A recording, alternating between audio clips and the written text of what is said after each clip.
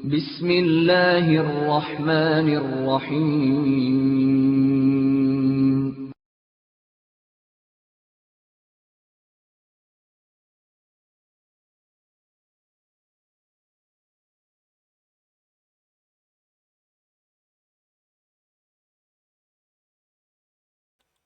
Bismillahirrahmanirrahim. Assalamualaikum warahmatullahi wabarakatuh. Alhamdulillah wassalatu wassalamu ala rasulillah wa ala alihi wa sahbihi wa mawala.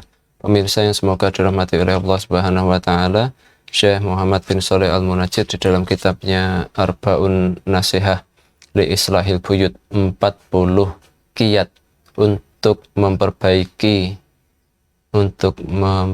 rumah tangga. Di dalam kitab tersebut, di dalam bab kedua, setelah membahas tentang bagaimana cara memilih pasangan, Syekh Muhammad bin Shalih Al-Munajjid menyebutkan bahwa hendaknya di dalam rumah itu ditumbuhkan aspek-aspek imaniyah. Lalu cara untuk menumbuhkan aspek-aspek iman di dalam rumah, kata beliau, yang pertama di sini adalah menjadikan rumah sebagai tempat untuk berzikir kepada Allah Subhanahu wa taala. Hal ini didasarkan kepada sebuah hadis dari sahabat Abu Musa radhiyallahu anhu, bahwa di situ Rasulullah sallallahu alaihi wasallam bersabda, "Matsalul baiti allati yuzkarullah fihi", permisalan suatu rumah yang di dalamnya digunakan untuk berzikir, untuk mengingat Allah Subhanahu wa taala, wal baiti alladzi la yuzkarullah fihi, dengan rumah lainnya yang di dalam rumah itu tidak digunakan untuk berzikir, tidak digunakan untuk mengingat Allah Subhanahu wa taala. Matsalul hayyi wal mayyit, itu seperti orang yang hidup dengan orang yang mati. Hadis riwayat Imam Muslim rahimahullah.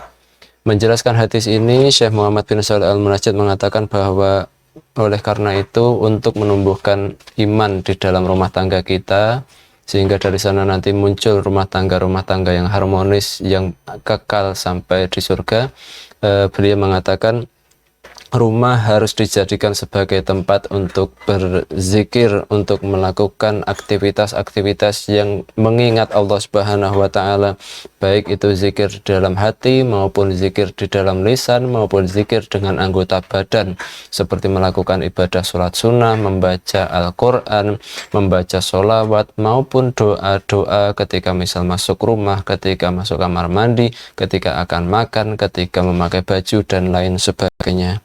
Atau juga digunakan untuk aktivitas-aktivitas lainnya, seperti mendengarkan ilmu-ilmu agama, atau untuk membaca buku-buku agama atau buku-buku yang bermanfaat lainnya.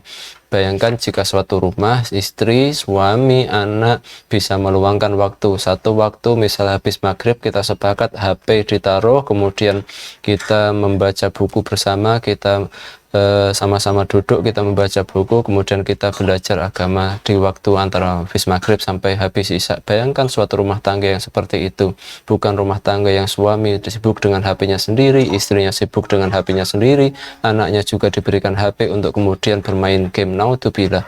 Kalau sudah seperti ini, bayangkan dari mana malaikat akan masuk?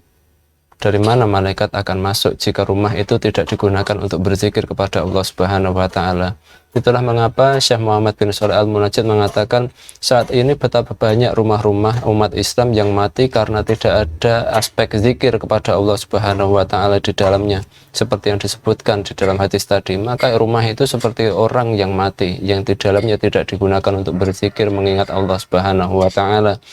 Lalu kemudian justru yang didendangkan, justru rumah itu menjadi tempat untuk memutar musik-musik dangdut, musik-musik maksiat, musik-musik yang mesum dan lain sebagainya. Kalau sudah demikian, bagaimana mungkin rumah itu akan dimasuki oleh malaikat yang membawa keberkahan, yang membawa rahmat dari Allah Subhanahu wa taala. Oleh karena itu, mari ma'asyiral muslimin, semoga Allah merahmati Anda semua, merahmati kita semua. Mari kita jadikan rumah kita tempat-tempat untuk berzikir kepada Allah Subhanahu wa taala. Luangkan waktu, sepakati dengan istri, sepakati dengan anak satu waktu khusus di mana kemudian seluruh anggota keluarga di situ menaruh HP-nya untuk kemudian mempelajari agama, membaca Al-Qur'an ataupun menyimak pelajaran-pelajaran dari internet maupun yang lain sebagainya.